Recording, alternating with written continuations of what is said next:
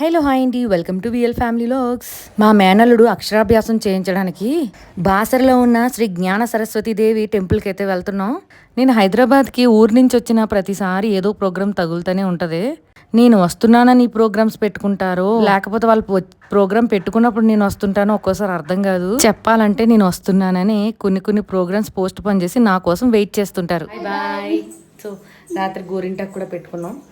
ఊరి నుంచి తెచ్చారు మా భారత కాళ్ళని గోరింటాకు. సో గోరింటాకు పెట్టుకున్నాం అనమాట.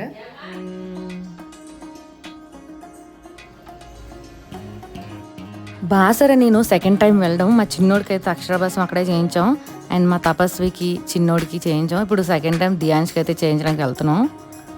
మా అమ్మ అన్నీ కూడా సాంప్రదాయబద్ధంగా అన్నీ కరెక్ట్గా జరగాలని అనుకుంటారు. మా కజిన్ బ్రదర్ వెంకటేష్ అన్నయ్య ఫ్యామిలీ అండ్ మేము కలిపి అయితే వెళ్తున్నాం సరదాగా. ఇంకా అన్నయ్య వాళ్ళు టిఫిన్ అయితే తెచ్చారు ఇంట్లోంచి. కొన్నేమో బజ్జీలు కావాలని అన్నారు పిల్లలు. సో రోడ్ సైడ్ ఆగి అక్కడ బజ్జీలు ఇడ్లీలు కలిపి అయితే తిన్నాం.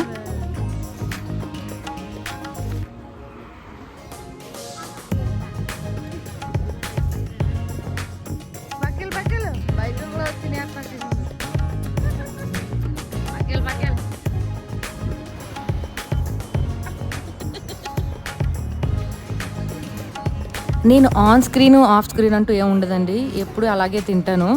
అండ్ స్క్రీన్ ఆన్లో ఉన్నప్పుడు స్టైల్ కానీ ఆఫ్లో ఉన్నప్పుడు వరమాసలో అయితే తినను. నేను ఎప్పుడు కూడా ఒకలాగే తింటానన్నమాట. ఫుడ్ని అయితే ఫుల్గా ఎంజాయ్ చేస్తూనే తింటాను. నేను ఇక్కడికి వచ్చానే కానండి నా బ్రెయిన్ అంతా నా బిజినెస్ ఇంటి దగ్గర అయితే ఉండిపోయింది.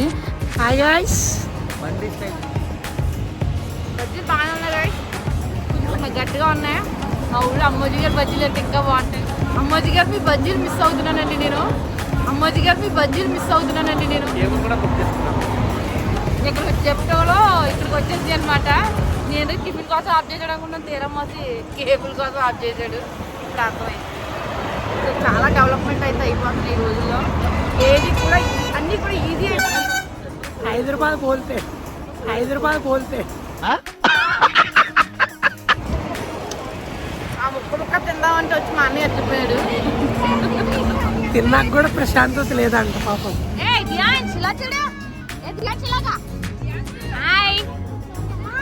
ఎక్కడికి వెళ్తున్నాను రా? తిమ్మంపూలు కాదు, నీకు చదువుకి ఏమవుతావమ్మా? డాక్టర్ అవుతావా? తిమ్మంపూలు కాదు, నువ్వు డాక్టర్ అవుతావా పోలీస్ అవుతావా? పోలీస్ అయిపోతాడా? అయ్య బాబా, మీ అబ్బాయి పోలీస్ అయిపోతాడన్నా. వచ్చా నేను అడ్రస్ అడిగితే అంత బాగా చెప్తున్నారు. చెప్పు ఎలా వెళ్ళాలి? చెప్పు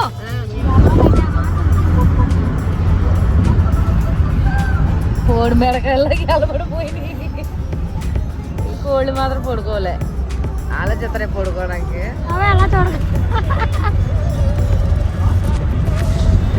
నాకు వికారమే,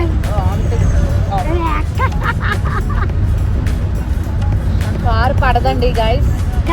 నా కారు అసలు పడదు, వికారం వాంటింగ్ అయిపోతాయి అన్నమాట.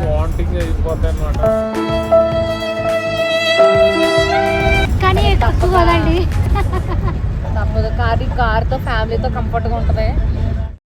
నేను హైదరాబాద్ వచ్చాను కానండి నా బ్రెయిన్ అంతా కూడా అనపర్తిలోనే వదిలేసి వచ్చాను. చాలా కాల్స్, చాలా మెసేజ్లు అయితే వచ్చాయి.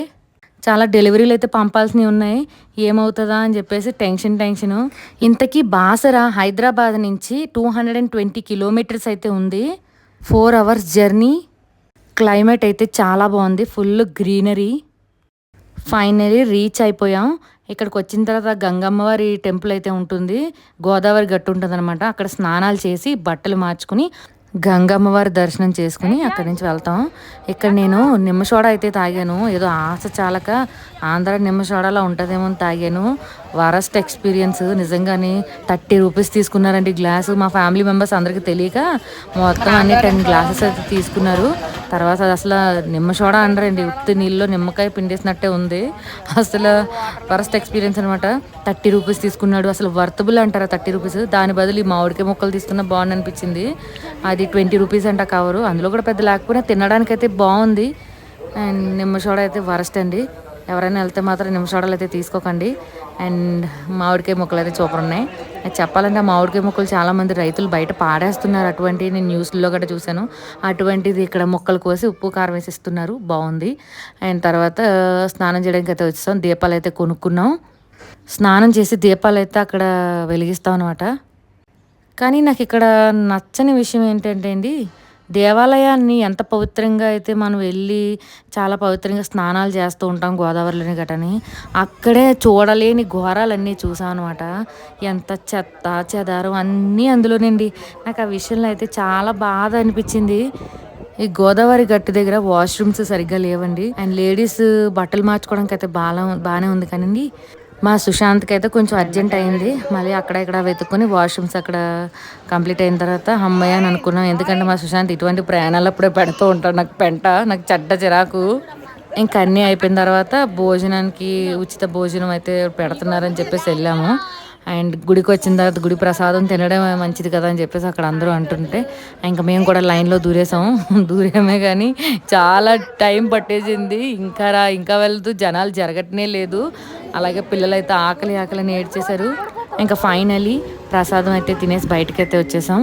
అండ్ అంటే భోజనం టైం అయ్యింది కాబట్టి భోజనం చేసి మళ్ళీ పూజకి వెళ్ళామన్నమాట. మీరు అనుకోవచ్చు భోజనం చేసి మళ్ళీ వెళ్ళారు అని చెప్పి, కానీ దేవాలయాలకు వస్తే ఇంకా అట్లా అలా ఏం కుదరదు కదండి. సో ఉచిత భోజనం కూడా పెడుతున్నారు కాబట్టి భోజనం చేసి అప్పుడు పూజలోకి అయితే వెళ్ళాము. అంటే నియర్లీ అక్కడ 2 అయితే అయింది ఆఫ్టర్నూన్. 2 o'clockకి భోజనం చేసి అప్పుడు వెళ్ళాము అనమాట. అంటే ఆఫ్టర్నూన్ క్లోజ్ చేస్తారంట గుడి, 2 o'clockకి ఓపెన్ చేస్తారని తెలిసిన తర్వాత టైం అయింది కదా అని పిల్లలందరి కోసం మేము అందరూ వెళ్ళి భోజనం చేసాం. భోజనం కూడా పర్వాలేదు అనుకోండి.